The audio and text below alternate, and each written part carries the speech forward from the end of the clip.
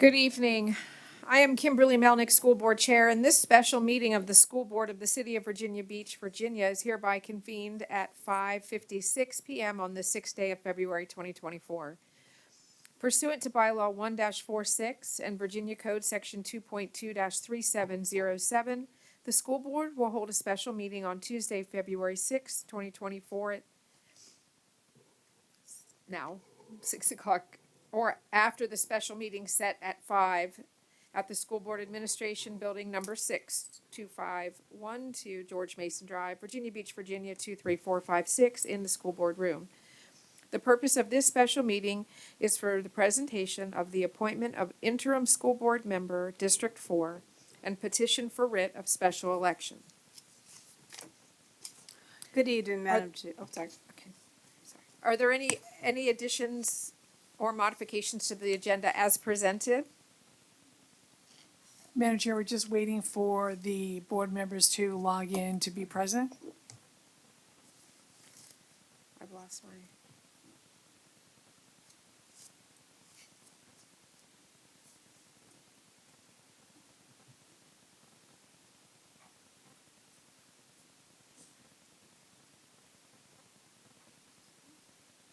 So, Madam Chair, the 10 board members are present. It's Ms. Anderson, Ms. Brown, Mr. Callen, Mr. Culpepper, Ms. Franklin, Ms. Manning, Ms. Melnick, Ms. Owens, Ms. Riggs, and Ms. Weems.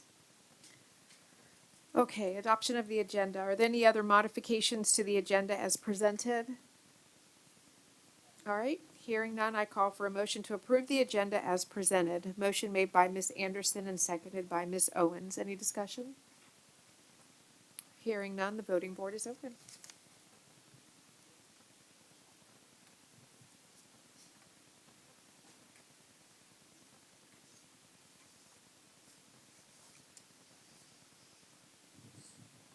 And Ms. Weems, how do you vote?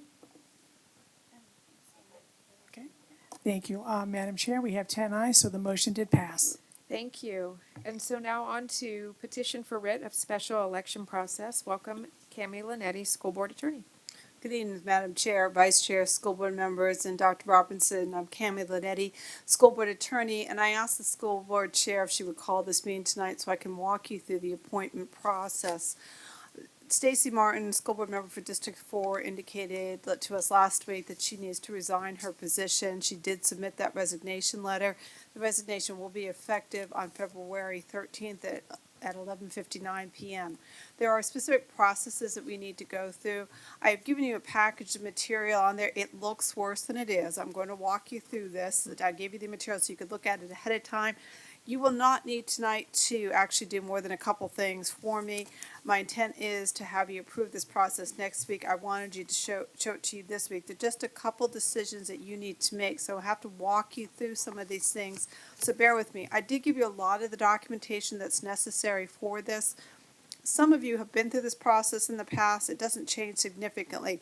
It is heavily dependent on certain dates, which is why I need to get the dates with you correct. If you change any of the dates, I will have to recalculate some of the information and get it done. So that's why I want to talk you through a couple of these issues tonight, have you verify that you agree with this process, and I will take over from there. So there are only a couple things you're going to do for me tonight, and that's basically dates. So the first thing we'll start off, okay. What do you have to do when a school board member vacates an office? There are two things you do.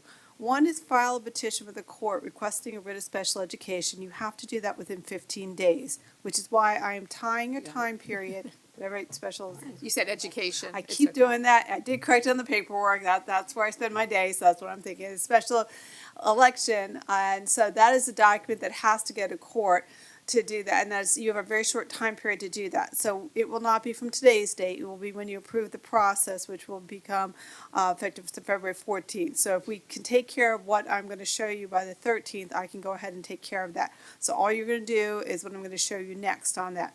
The next part is a little bit more complicated. You actually do have to appoint a qualified citizen within 45 days. There are a couple decisions that happen on that. I'm going to walk you through those processes. You have a lot of the documentation with you. I will try to refer to the page number of the Bates numbers down at the bottom. There are two things you have to do for a writ of special education. This comes from the Virginia Code section. What? Oh goodness, it's right on the board. So with a special election, there you have 15 days from the date of the vacancy to appoint on there, and you have to attach a resolution to this, which authorizes the petition for writ of special education, and then I attach a writ, which is an order. There's it again for a special election. So those documents are in your file. You don't need to do anything. There is a resolution that is on page 002. Just this resolution will cite the necessary code sections. It will, in the first section, will cite that you have authorized me, the clerk, the chair, the vice chair, to take care of whatever I need to do to get this writ, the petition, and the writ filed. Attached to that will have to be this resolution and Miss Martin's resignation letter. I do have a resignation letter. When you pass this resolution, which I'm going to ask you to do on the 13th, I attach that the next day, and then I'm ready to go and get that filed in court. The second part is that you're going to adopt the calendar procedures that we're going to talk about next. So that's a simple procedure, but it's required. If for some reason the school board were not to do that, the court is going to go ahead and order that to get done. This particular document, once the court orders this is what goes to the general election, the state board election. This is what starts the election for you. And this election would happen at the next general election, which is currently scheduled for November 5th of 2024. So that sets them and lets them know. It'll allow them, candidates, to also file, but you need to get that documentation on. Simple process. The only thing I'm going to need from you is to adopt this resolution next week. Following that, the next couple pages you see are just the writ and the petition. These are normal procedures that we have in there. Okay, and again, just talk you through some of the things that we have to do. Yeah, and some of the things, if you ask me what are the other necessary actions that are in the resolution, I have to get a notice in. We're going to have to pay for the notice. I'm going to set up the rooms. I'm going to set up the interview, contact the interviewees. That's what I'm talking about in additional things, not taking action to appoint somebody, just as necessary action. So what is in your resolution on page 002, the second paragraph under the now therefore, when I'm using the language that we're authorized to take actions not taken by the school board necessary to implement the appointment process, those are the types of things that we're mentioning, not anything to do with appointing the person. All right, so what is your time period for an appointment of an individual? It's 45 days from the day the office became vacant, which is why we always ask when somebody's going to resign to help us schedule the date so we can maximize the amount of time. So I did talk with Ms. Martin. She agreed that her resignation date would be at 11:59 p.m. on February 13th, which means February 14th is the day. Calculating that puts us at 45 days, which is March 30th. That is a Saturday on there. So what happens if you don't appoint, again, if you don't appoint within the 45 days, the court takes over and will make the appointment, and you will no longer have any decision in it. So that's why we want to stay in our time period. That sounds like a lot of time. When I show you the next couple things you're going to see, it is not a lot of time. It very much limits the amount of time we have to do. So it's almost backwards. So one of the things you have to do is by the code 22.1, 29.1, there's several things you have to do. One of them is that you have to have a public hearing that happens within 7 days before you vote. So I have to pick that. So when looking at a date, I have to make sure that I'm picking a date to get the notification for that public hearing in. In addition to that public hearing, 7 days before that public hearing, I have to make sure we have had a notice in a newspaper general circulation within the city. To do that, I have to go to the Virginia Pilot, and they have a few days before. Then I've got to go about 10 days before I want it published. I've got to get that in. So that's almost 2 to 3 weeks time period. That eats up a huge amount of your 45-day time period. So that's one of the calculating points I was looking at. So just to let you know, in your package, I've got this is what I think the notification would look like there that would go into the pilot. I have a more extensive notification that's in there that will go on your website, but to minimize the amount of cost we're going to pay, because we're estimating about a $1,600 cost to do this on there. And you'll see why I picked March 12th. March 12th is your first regular meeting in March. So I picked March 12th at 6 p.m. and just notice the date and time on for there. So one of the things you're going to have to tell me when the end of it is March 12th an okay date, because again, it calculates everything backwards for me to set that public notice. That's how I got to March 12th, was based on the time period that I needed to get those public notices out. And again, my assumption in setting your calendar for this was that you would stick to regular meeting days. You can choose to do a special meeting, but I just told you regular meeting dates. So what else do you have? One other condition we have is at your public hearing, you cannot appoint anyone whose name was not considered at the public hearing, which means we need to put the names out. This actually happened with one of our appointments a number of years ago. We had to do some work to make sure we got it specifically read.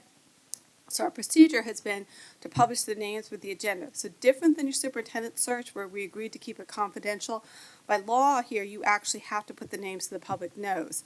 So I have to have that that has to go out. It's not a certain time period on it, but my intent would be it would go in the agenda materials for the March 12th meeting where your public hearing is, which means it's got to go into the agenda package on November 7th. For it to go into the agenda package on November 7th, I have to actually know what their names are. Sorry, back up. On March 7th, I need to have it in the package. I need to have those names before March 7th, which means there are a couple other things I need to do to get those names. So I am picking March 4th as the date. So again, because I'm backing up time periods, I have to be careful. I've got to give us enough time to do that because the requirement is to get those names published. All right, so what does that mean for timing? So the way I figured this out, if I pick March 26th, which is your last school board meeting in March, regular school board meeting, on there, I think that you can have a closed session that day and do your interviews. Then you would also vote later on the interim members. So you would have your closed session probably in the afternoon or sometime before the regular meeting, and then you will go ahead on your action agenda and vote for that person. On March 12th, which is the next regular meeting before the 45-day period runs, you would have your public hearing. After your public hearing, sometime you would have a closed session, you would go through your applicants and you would decide who you would want to interview, and we would invite those interview people to come on March 26th.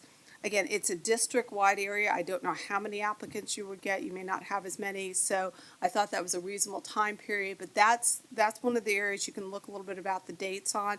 But keeping your regular meetings, I think you could do that.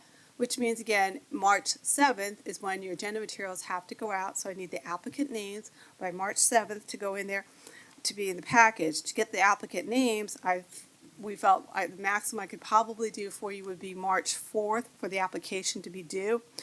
I'm figuring, basing on my initial look at what the Virginia pilot is requiring, we would probably have the notices go in the pilot March 6th, March 28th. I have some flexibility depending on what package I pick with the Virginia pilot, but that would more than give me sufficient time to get the notice out and published prior to meetings. The Virginia pilot is not the only place the notice will be. We have determined, I've spoken with Ms. Livas and her staff, they're prepared to put on your website, starting on February 14th, the same information, a more detailed notice that's in your package. We'll be able to put that information out for them, but the requirement to meet the statutory requirement is to have in the Virginia pilot. So I'm thinking it'll probably run on March 6th or 5th or 6th and February 28th, mostly because one of the package they have gives you a 2-week deal. So that will cover our 7-day notice. Again, that goes back to our application date. So I'm picking March 4th. That is the Monday before the agenda package is due for the March 12th meeting. I'll give them to 3 o'clock p.m. If I do March 4th and the entire application process package is available on February 14th, because you will approve it on February 13th, that gives them 2.5 weeks. You can certainly be talking to people now, but until you've approved the application, I think the first we can do is March 14th. So we can give them about 2.5 weeks to get those applications in. That's what I think is the best schedule for you at this time. Okay. I've also put in your package the actual application form. I took the one that we've used in the past. I updated it a little bit. This would be on 015 of your package on there. I put the initial dates on there. I put the information we viewed last time. I've updated a little bit of information in there. This is something you can look at. If there's anything else you would want in the application process, you can let me know between now and next week and I can add it. They can certainly attach a resume. There are questions on page 017 that we've asked. I've added a few more questions in there that we need. The things that have come up in the past are things I know are statutory questions that we have to ask. You can look at those questions and let me know and we can fix that application. I'd appreciate getting that early enough so I can complete your agenda package for next week. But this is roughly the form that we've used in the past. The intent would be that this application would come in and then the clerk's office and I would work with some of the checking that we're going to have to do. Some of the things we're going to be looking, does this person actually live in District 4? Is this person a qualified voter? We might be, depending on some of the questions I'm going to ask you, there are a couple other things we would check. If you authorize me, we will start this checking as they come in rather than waiting to March 4th so we can get this information complete. But I would want you to look at the application form, tell me if there's anything you think needs to be changed in that particular form. What are your qualifications? I've had a couple people ask me the qualifications are to be an interim school board member. 22.129 is the statutory requirements for this. You have to be a qualified voter and a bona fide resident of the district from which you're elected, so that is going to be District 4 in this case. They also have to be elected by the voters of that. This will only be voted on by the voters of District 4. There's another statute that came in recently when Delegate Fowler put in her changes. I didn't put in here, but it also states you technically to be able to file for the office, you're supposed to have actually lived in that district for a year. So we would be checking that information to make sure you may, technically that could wait, but we would prefer to check it ahead of time rather than you finding out that the person didn't qualify. The other requirement is that you cannot be, Virginia Code 22.130, so different than city council. School boards cannot hire somebody who's currently employed for them, so we'd want to check and obviously make sure they're an employee. Or if they're an employee, we would probably want to have that conversation. Do you know you will have to give up your job before you get it so that they're not backing out on you after they apply? There's also a couple limitations in the Conflict of Interest Act about family members in school division. We could quickly do a check to see if we see a family member or if they have any contracts, just to let them know you may have to make some decisions about conflict of interest before you get into this situation. Not everybody's aware of those requirements. Those are things that we can check. And these are things you can also be safe. If you're talking to anybody who's interested in becoming an applicant, these are things you can point out to them. At our last appointment, well, our second to last appointment, we had an issue with a candidate that after you appointed them, within hours, we had a social media issue on our hands. We, after that, started checking social media when we did that, so I was going to ask you, do you want me to go ahead and do that? I would have to procure a contract again and do a social media check on that, so that's one thing, decision you can make for me today. I would like to probably get that done so you know ahead of time. I've asked a question on the application if there's anything in their social media that they should inform you about, but obviously they may not tell you about something that's a concern, so if you authorize me, I will go ahead and do that. The other question is, what other types of checks would you want to have? Obviously, we can do the residency check. I can check whether they're a qualified voter. I had some discussions with Ms. Woodhouse about doing a criminal background check on here. There is questions about that, but she pointed out that technically we don't do criminal background checks on any of you when you get on there. Did we want to do that with an applicant? That would take a little bit more time. I can do a little quick search on the Virginia court system for that, but if we wanted to do a more extensive criminal background check or a CPS check, we're going to have to talk with the Office of Human Resource to determine if we can get that done. That takes longer, and that would be a little bit harder for me to do in this time period on there. Also, again, I would check to see if they have employment of an applicant or family member to see if there's a problem. There are certain exceptions under the Conflict of Interest Act. When you have a family member, if they've been, depending on the time period and when they became employed, they might meet the qualifications for that, or I might have to direct somebody to go to the Commonwealth Attorney's Office, get an opinion about that, give them sufficient time. And I would check to see if we have any contracts with that individual so that we know ahead of time where there's also a conflict of interest. If you authorize me to do any of those things, I'll take care of that with the clerk beforehand. Now, as far as your interview, I put March 26th as a closed session interview. Some of you might have done this before. It's not quite as formal as what we did with the superintendent search. We have done them in room 113 before. We scheduled them back to back, roughly about a half an hour, 45 minutes. On there, we would bring them in. So if you were to pick the persons you're interested in interviewing on March 12th, we will contact them. We will have them come in and set up the schedule for you on March 26th. You could also then receive public comments again on the regular agenda because it would be an action item, so it would be a second opportunity for the public to know. And obviously, they would know who your candidates are because that is public required information. And then we would put on your action agenda that you would go ahead and vote for this person. I intended, because your time period is running on March 30th, and March 30th again is a Saturday, that we're telling people ahead of time we'd like to swear that new person in on March 27th. Different than the school board members who will be elected to terms that start on January 1st. For anybody running for the new positions, for the November elections who is not this interim person will start the term on January 1st. This person will actually start their term in November or December, whenever the November elections are certified, because they're replacing Miss Martin. So what I'm thinking is you may end up having to do an extra orientation for that person. This I don't know. Or we can think about, can we do an early orientation for those people that we think have won the elections for their districts? We just got something I thought we'd bring up in governance tomorrow, how would we plan to do the orientations? Because this person's going to start probably 2 meetings before the new folks that come in January. Okay, and those are the questions. So if I go backwards, a lot of information. Oh, I did add in the end, I found the interview questions that we did for the last interviewee, was probably Miss Owens. I updated them a little bit, so I gave you a copy of them to look at. So if you want to look at those questions, you don't need to approve those right now. That information can be wait to your interviews, but you can start looking at that. I thought I could bring that to governance too, to help me look through that tomorrow. To help you if you're at all concerned about how it works with calendaring, because it's a little complicated with the calendaring, I gave you 2 calendars that you could take a look at and put the dates on to see the difficulties. So, first question I have is, are we okay if you look through all this information to put this on to vote for February 13th?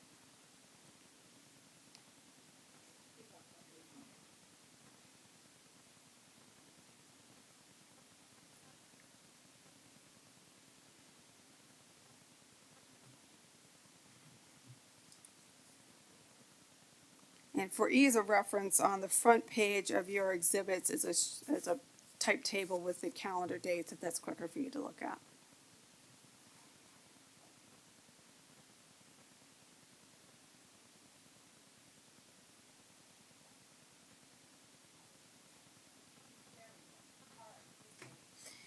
Okay, so I have a couple of suggestions. I liked everything in the presentation, Cammie. Thank you. You did a very thorough job.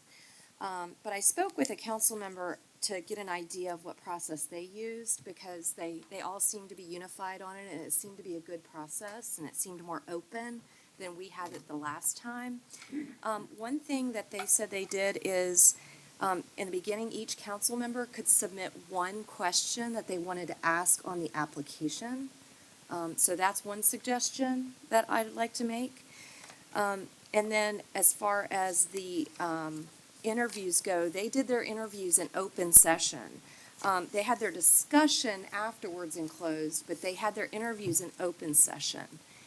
And they agreed that they would only, so if they got like 10 applicants, they would decide, they would whittle it down to 5 that they would consider, and then those were the 5 names that were made public. I don't know that we'll get that many from a district seat, but that was another thing that they said they did. And I was talking to Miss Owens, she said that I could mention this, that perhaps if we did it that way, open interviews, do it in like the Einstein lab instead of, putting them on the spot, like right here in front of all of us, perhaps the Einstein lab would be a better way to do that. So it's a little more intimate, but it's still public. So those are my suggestions. Thank you. Okay. Ms. Brown?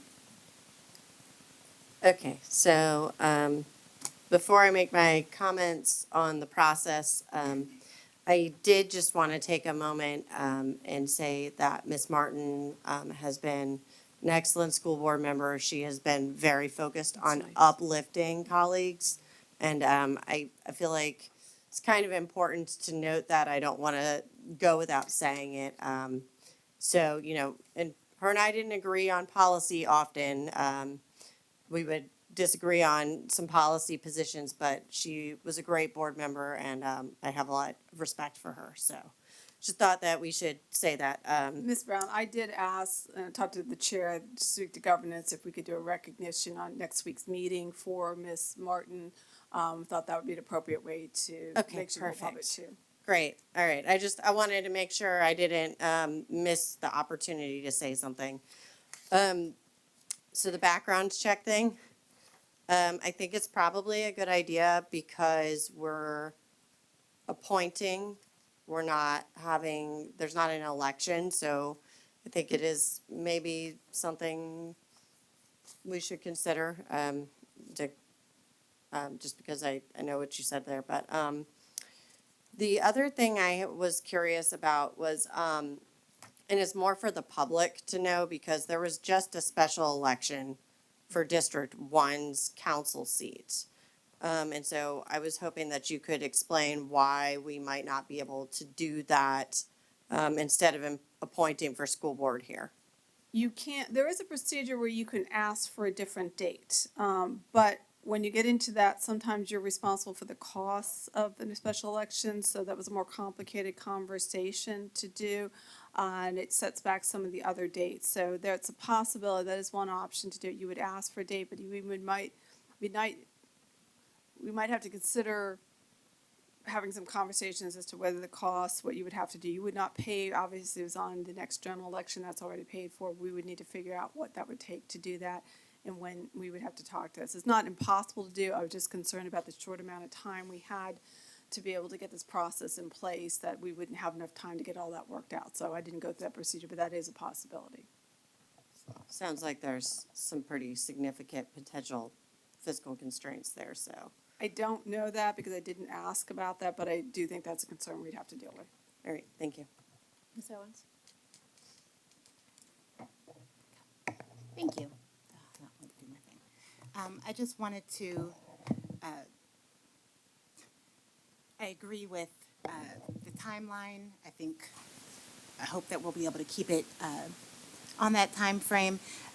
As Ms. Manning pointed out, we had kind of sidebarred, and I'm in agreement with having the interviews be more open. This timeline is interesting. This is almost the exact timeline from when I was appointed. I was appointed in March, by the end of March, and then did the special election in November. There were certainly things that I think did not go well with my appointment, and it seems like a lot of those things are being controlled for and checked through with this process. So I'm happy to hear that, and I agree with Ms. Brown in terms of having some forms of checks with the criminal and social media and CPS, even if they're not the full, long-term official ones. We have the ways to do kind of the starter checks, because when we are appointing, the public is looking at us as the responsible party versus when somebody is running for election, the voters are the responsible parties at that point. So I agree, and I hope we'll be able to move forward. I would like for us to be able to come together and limit what our questions are going to be and share those questions with the applicants in advance so that they do have time to think about it before sharing their answers, particularly if we're going to do it in an open session. So, thank you.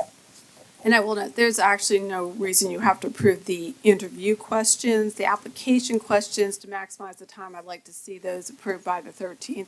The interview questions, you have time to work on that.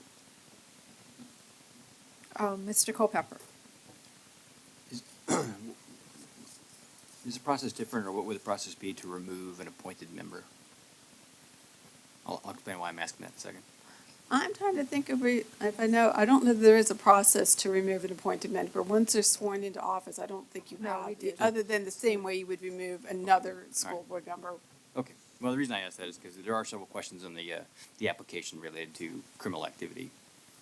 Granted, they can lie, which is why I asked the question. So if we I will tell would you, our falsification of the application be a reason to one of remove our them? last situations where we found out in the middle of the night after appointing that individual that we had a social media issue, technically the person was appointed, so you were gonna have to unappoint. They hadn't been sworn in yet, so you would have had to come back as a school board and vote to take back the appointment on there. We ended up speaking with the individual who went ahead and resigned that morning, that allowed it. Then the school board was able to reconvene and then do our next vote. So we worked that out, but yeah, we don't want to be in a situation where once you appointed, you could probably unappoint until they're sworn in, and then we're going to have an issue. Because technically you've got to appoint by the 30th, but you would want that person sworn in. I don't want anybody taken upon themselves to go to the court and get the court to take over your process for you. So I want them sworn in before the 30th.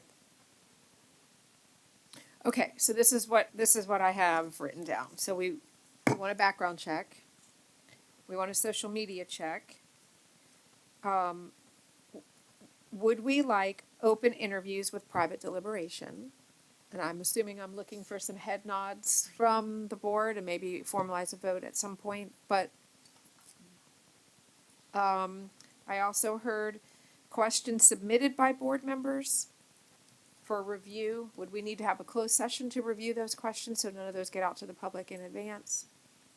We can do that. And again, you have time Yes, because you well, don't that need part. those. So yeah, you can pick that up any time before, the date you pick for the interviews. Okay.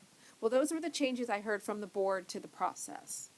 Application changes, I think Ms. Manning mentioned you wanted questions on the application. So the way that, city council did it is they put like these questions that you suggested here, like these types of questions, they put in the application, Oh, so they're prepared. so that they're prepared. Oh, okay, so no close, no. And so then there could be- city council, when they actually came in for the interview, they actually gave like a 10-minute statement. And then if the council members had any further questions, they were allowed to ask them then. Okay, so now let me ask the board this.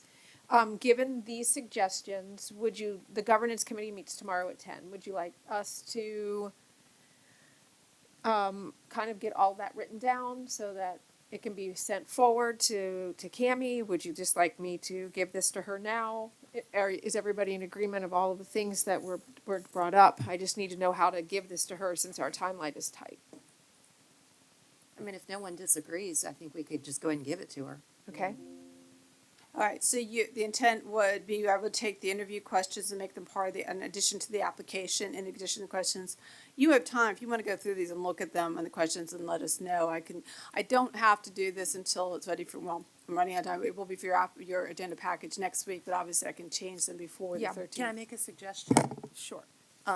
Maybe each board member send Cammie a question, either from this list or a different question, and those would be the questions that are asked. We're gonna probably wanna vet those. There's 24 here. I think this was just choices, I don't think.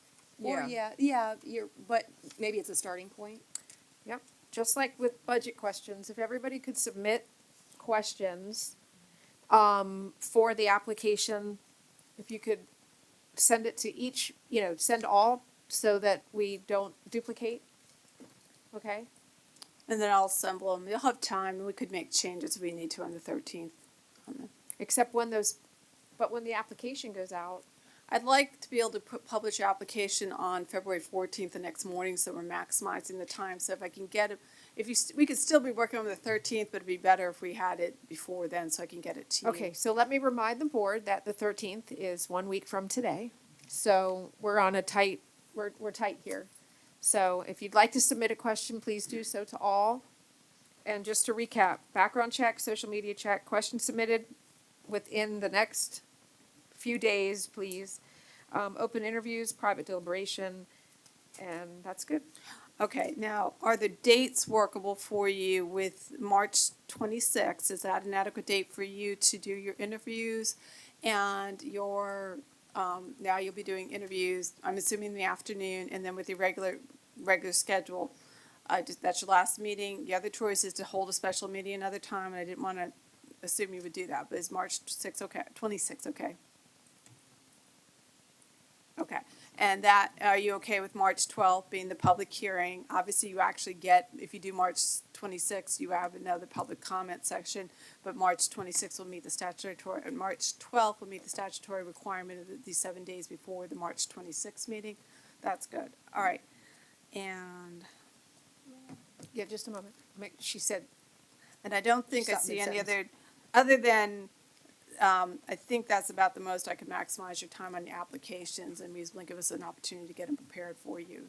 We can make them available to you as soon as we've got them, so you can come in and take a look at them. We'll obviously have them prepared for you, and we could do a rolling application process. You can come in and take a look at that, but we'll try to maximize the time for you. okay, thank you.